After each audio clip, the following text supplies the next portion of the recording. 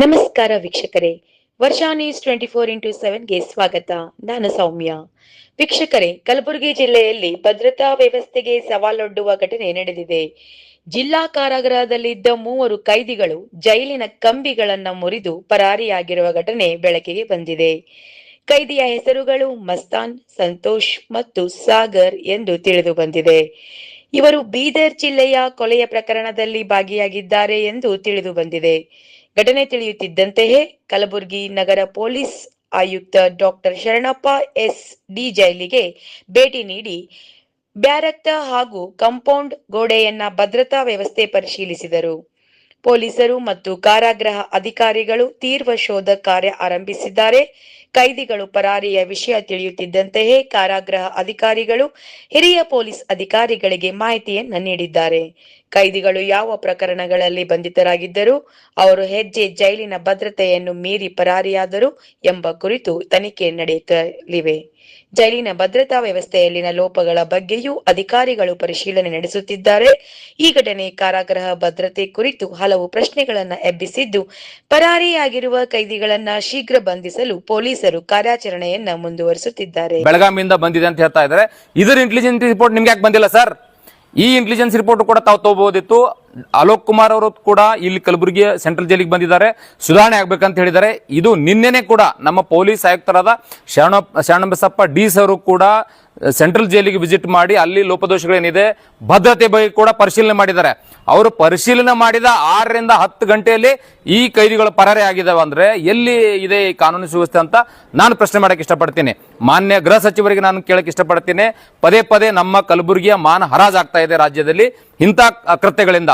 ಹಿಂದೆ ನಾವು ಪೋಕ್ಸೋ ಆರೋಪಿ ಅಫ್ಜಲ್ಪುರದಲ್ಲಿ ಓಡೋದ ಎಷ್ಟೋ ಭ್ರಷ್ಟ ಪೊಲೀಸ್ ಅಧಿಕಾರಿಗಳು ಸಿಬ್ಬಂದಿಗಳು ಟ್ರ್ಯಾಪ್ ಅಲ್ಲಿ ಜೈಲಿಗೆ ಹೋಗಿದ್ರು. PSI ಲೆವೆಲ್ ಅಧಿಕಾರಿಗಳು ಕೂಡ ಜೈಲಿಗೆ ಹೋದ್ರು. ಕಾನೂನು ಸುವ್ಯವಸ್ಥೆ ಹದಗೆಟ್ಟೋಗಿದೆ.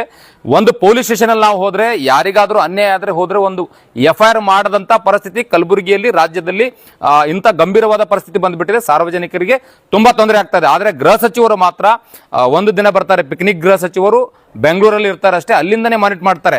ಇವತ್ತು ಯಾಕೆ ಗೃಹ ಸಚಿವರು ಮಾಧ್ಯಮದಲ್ಲಿ ಬಂದಿಲ್ಲ ಅಂತ ನಾನು ಕೇಳಕ್ಕೆ ಇಷ್ಟಪಡ್ತೇನೆ. ಯಾಕಂದ್ರೆ ಪ್ರತಿದಿನ ಬೆಳಗ್ಗೆ 10 ಗಂಟೆಗೆ ಮಾಧ್ಯಮದಲ್ಲಿ ನಿನ್ನೆ ಏನು ಕೇಂದ್ರ ಕಾರಾಗೃಹದಿಂದ 3 ಜನ ಸಜಾ ಆರೋಪಿಗಳು ಪರಾರಿಯಾಗಿದ್ದರು. ಆ ಒಂದು ಹಿನ್ನೆಲೆಯಲ್ಲಿ ಜೈಲಿನ ಅಧಿಕಾರಿಗಳು ನೀಡಿದ ದೂರಿನ ಮೇರೆಗೆ ಫರ್ತಾಬಾದಲ್ಲಿ ಒಂದು ಪ್ರಕರಣ ದಾಖಲಾಗಿದೆ. ಕ್ರೈಮ್ ನಂಬರ್ 74/2026 BNS ಕಾಯ್ದೆಯಡಿ ಪ್ರಕರಣ ದಾಖಲಾಗಿತ್ತು. ಆ ಒಂದು ಪರಾರಿಯಾದ ನಂತರ ಇಮಿಡಿಯೇಟ್ ನಾವೆಲ್ಲ ಸ್ಥಳಕ್ಕೆ ಪರಿಶೀಲನೆಯನ್ನು ಮಾಡಿ ವಿಶೇಷ ತಂಡಗಳನ್ನು ಮಾಡಿದ್ವಿ ನಗರ ಪೊಲೀಸ್ ವತಿಯಿಂದ. ಅದಲ್ಲದೆ ಏನು ಇವರು ಪರಾರಿಯಾದ 3 ಜನ ಆರೋಪಿಗಳಿದ್ದಾರೆ, ವಿವಿಧ ಪ್ರಕರಣಗಳಲ್ಲಿ ಭಾಗಿಯಾಗಿದ್ದರು. 2 ಜನ ರೇಪ್ ಮತ್ತು ಪೋಕ್ಸೋ ಪ್ರಕರಣ ಇತ್ತು ಮತ್ತು ಇನ್ನೊಬ್ಬನ ಮೇಲೆ ಕೊಲೆ ಪ್ರಕರಣದಲ್ಲಿ ಸಜೆ ಆಗಿತ್ತು. 3 ಜನ ಮೂಲತಃ ಬೀದರ್ ಜಿಲ್ಲೆಯವರಾಗಿದ್ದರು. ಹಾಗಾಗಿ ಕಲಬುರಗಿ ನಗರ ಪೊಲೀಸ್ ವತಿಯಿಂದ ಮತ್ತು ಈಶಾನ್ಯ ವಲಯದ DIG ಮತ್ತು SP ಕಲಬುರಗಿ, SP ಬೀದರ್ ಮತ್ತು SP ಯಾದಗಿರಿ ಎಲ್ಲರಿಗೂ ಕೂಡ ನಾವು ಇಂಟರ್ ಡಿಸ್ಟ್ರಿಕ್ಟ್ ಕೋಆರ್ಡಿನೇಷನ್ ಟೀಮ್ಸ್ಗಳನ್ನು ಮಾಡಿ ಕಾರ್ಯಾಚರಣೆಯನ್ನು ಸ್ಟಾರ್ಟ್ ಮಾಡಿದ್ದೀವಿ. ಪರಾರಿ ಆದಾಗಲಿಂದನೂ ಕೂಡ ಏನು ಆರೋಪಿಗಳಿದ್ದಾರೆ ನಾವೆಲ್ಲ ಕಡೆ ತೀವ್ರ ಶೋಧನೆ ಮಾಡ್ತಾ ಇರೋ ಹಿನ್ನೆಲೆಯಲ್ಲಿ ಮೇನ್ ರೋಡಿಗೆ ಎಲ್ಲೂ ಬಂದಿರಲಿಲ್ಲ. ಎಲ್ಲ ಕಡೆನೂ ಕೂಡ ಅವರು ಏನು ಈ ಫೀಲ್ಡ್ಗಳಿದೆ, ಅಗ್ರಿಕಲ್ಚರ್ ಫೀಲ್ಡ್ಗಳ ಮುಖಾಂತರ ಒಂದು ತಲೆಮರೆಸ್ಕೊಂಡು ಮೂವ್ಮೆಂಟ್ ಆಗ್ತಾಯಿದ್ರು. ನಮ್ಮ ಮಾಹಿತಿ ಪ್ರಕಾರ ಏನಾಗಿದೆ, ಇವರು ಏನು ಪರಾರಿ ಆದ ನಂತರ ಫಸ್ಟ್ 2 ಟೀಮ್ ಸ್ಪ್ಲಿಟ್ ಆಗ್ತಾರೆ. ಆಮೇಲೆ ಎರಡು ಜನ ಏನು ಮೂವ್ಮೆಂಟ್ ಆಗ್ತಾರೆ ಅವರು ಕೂಡ ಮತ್ತೆ ಸ್ಪ್ಲಿಟ್ ಆಗಿ ಒಬ್ಬಂಟಿಯಾಗಿ ಓಡಾಡ್ತಾ ಇದ್ರು. ಬೆಳಗಿನ ಜಾವ ಇವತ್ತು ಫರ್ತಾಬಾದ್ ಇನ್ಸ್ಪೆಕ್ಟರ್ ಮತ್ತು ಅವರ ಟೀಮ್ ಅವರಿಗೆ ಒಂದು ಮಾಹಿತಿ ಬರುತ್ತೆ. ಏನು ಇದು ಹುಮ್ನಾಬಾದ್ ರಿಂಗ್ ರೋಡ್ ನಂತರ ಹುಮ್ನಾಬಾದ್ ಕಡೆ ಹೋಗೋ ಒಂದು ಇಂಡಸ್ಟ್ರಿಯಲ್ ಏರಿಯಾ ಇದೆ, ಅಲ್ಲಿ ಇವರ ಒಬ್ಬನ ಸಸ್ಪೆಕ್ಟ್ನ ಒಂದು ಮೂಮೆಂಟ್ ಇದೆ ಅಂತ ಗೊತ್ತಾಗುತ್ತೆ. ಅಲ್ಲಿ ಹೋದಾಗ ಅಲ್ಲಿ ಅವನಿಗೆ ಹಿಡ್ಲಿಕ್ಕೆ ಹೋದಾಗ ಅವನು ತಕ್ಷಣ ನಮ್ಮ ಸಿಬ್ಬಂದಿಯವರಿಗೆ ಹಲ್ಲೆ ಮಾಡಲಿಕ್ಕೆ ಮುಂದಾಗ್ತಾನೆ. ಆ ಸಂದರ್ಭದಲ್ಲಿ ಅವನಿಗೆ ಸರೆಂಡರ್ ಆಗಿ ಅಂತ ಹೇಳಿದ್ರು ಕೂಡ ಅವನು ಸರೆಂಡರ್ ಆಗಲ್ಲ ಮತ್ತು ಗಾಳಿಯಲ್ಲಿ ಒಂದು ರೌಂಡ್ ಫೈರ್ ಮಾಡಿ ಅವನ ಮೇಲೆ ಒಂದು ಆತ್ಮರಕ್ಷಣೆಗೋಸ್ಕರ ಸೆಲ್ಫ್ ಡಿಫೆನ್ಸ್ಲಿಂದ ಫೈರ್ ಮಾಡಿದ್ದಾರೆ. ಅವನ ಬಲಗಾಲಿಗೆ ಗಾಯ ಆಗಿದೆ. ನಮ್ಮ ಏನು ಇಂಜೂರ್ಡ್ ಸ್ಟಾಫ್ ಇದ್ದಾರೆ, ಕಲ್ಯಾಣಿ ಮತ್ತು ಪ್ರಕಾಶ್ ಅಂತ 2 ಸ್ಟಾಫ್ ಇದ್ದಾರೆ. ಇಬ್ಬರನ್ನು ಕೂಡ ನಾವು ಇಲ್ಲಿ ಆಸ್ಪತ್ರೆಗೆ ಚಿಕಿತ್ಸೆಗೋಸ್ಕರ ಶಿಫ್ಟ್ ಮಾಡಿದ್ದೀವಿ.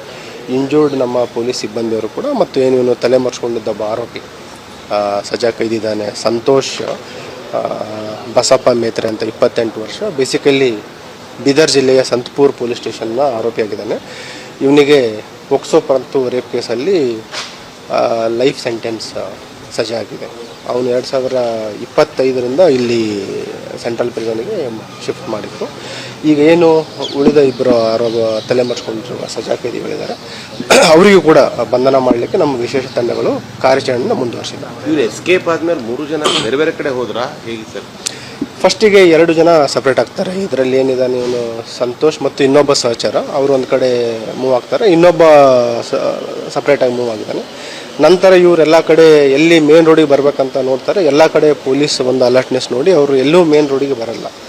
ನಂತರ ಇವರಿಬ್ಬರು ಕೂಡ ಮತ್ತೆ ವಿವಿಧ ಪ್ರಕರಣಗಳಲ್ಲಿ ಭಾಗಿಯಾಗಿರುವ ಆರೋಪಿಗಳಿದ್ದರಿಂದ ಅವರು ಕೂಡ ಸ್ಪ್ಲಿಟ್ ಆಗಿದ್ದಾರೆ. ಹಾಗಾಗಿ ಏನು ಉಳಿದ ಆರೋಪಿಗಳು ಇಬ್ಬರು ಇದ್ದಾರೆ, ಅವರು ಕೂಡ ಸಪ್ರೇಟಾಗಿ ಮೂವ್ ಆಗ್ತಾ ಇರೋ ಬಗ್ಗೆ ಮಾಹಿತಿ ಇದೆ. ಆದಷ್ಟು ಬೇಗ ಅವರನ್ನು ಕೂಡ ನಾವು ಬಂಧಿಸ್ತೀವಿ.